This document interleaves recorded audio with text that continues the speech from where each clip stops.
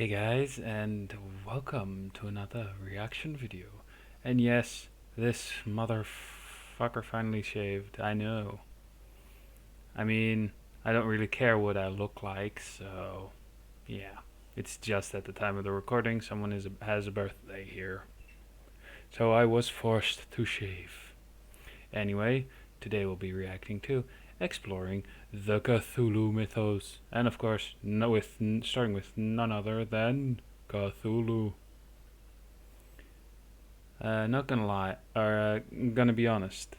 Um, the last few times, specifically on my other channel that got suspended for a dumb fucking reason, I did react to some Cthulhu related stuff, or Lovecraftian stuff in general, and all I got from that was quite literally a headache every single time.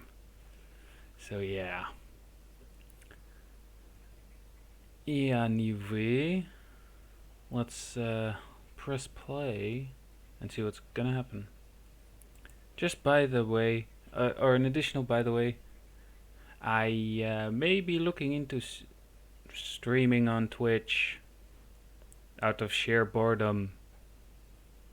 I mean, I said before that I would look into streaming at some point, so yay. The Great Dreamer, the Sleeper of Earlier, the Slumbering One, Meh. Great Cthulhu.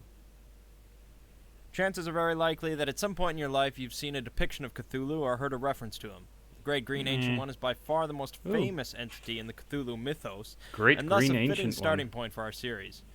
We're going to take a look at the literary history of Cthulhu, as well as give a brief description of his mythological background within the mythos universe. First, a note on pronunciation.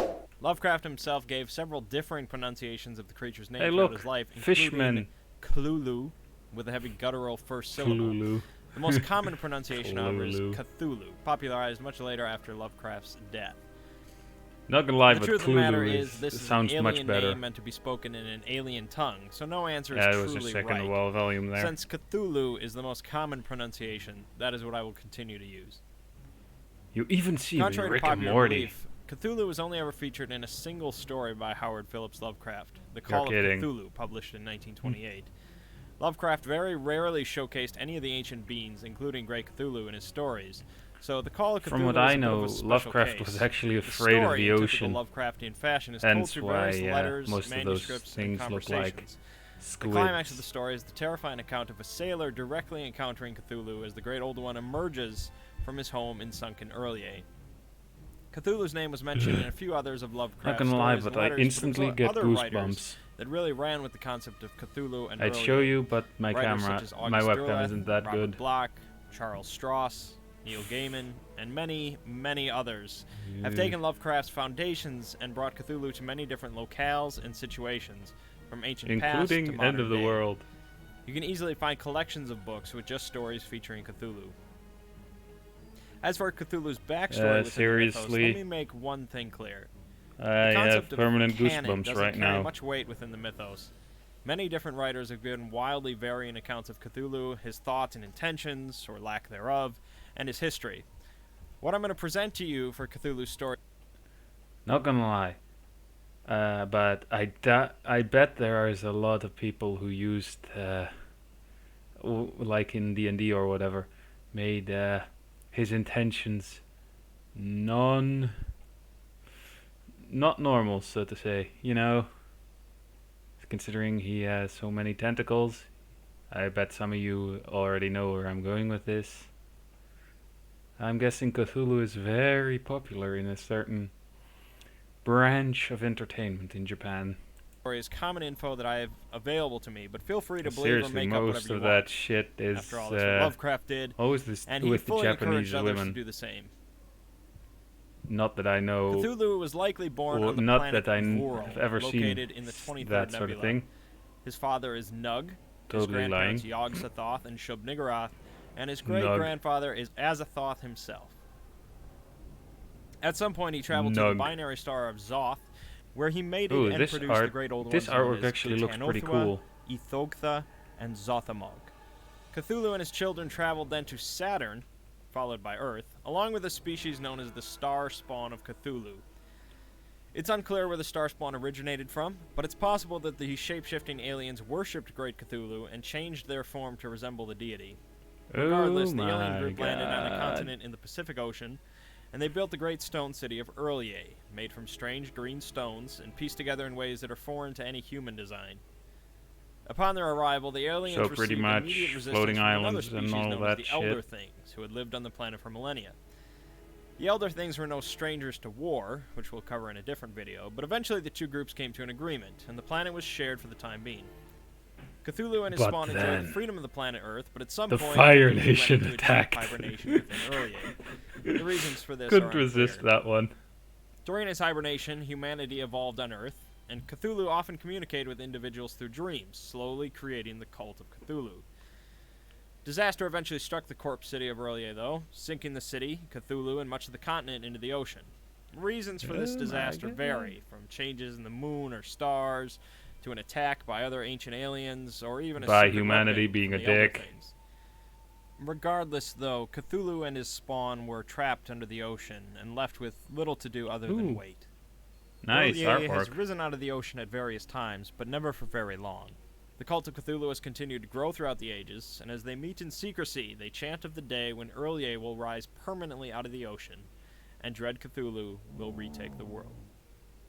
If you heard that, that's my dog. Cthulhu is by far the most popular entity from the entire Cthulhu mythos, to the point where the entire fictional universe is named after him.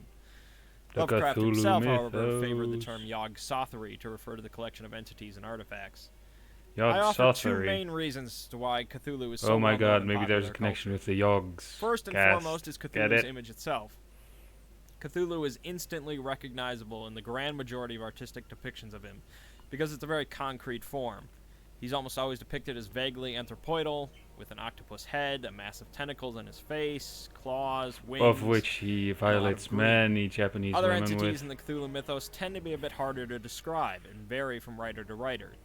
Yog-Sothoth, Shub-Niggurath, and Azathoth are often described as just masses of bubbles, tentacles, flesh, mouth, teeth, and other vague appendages.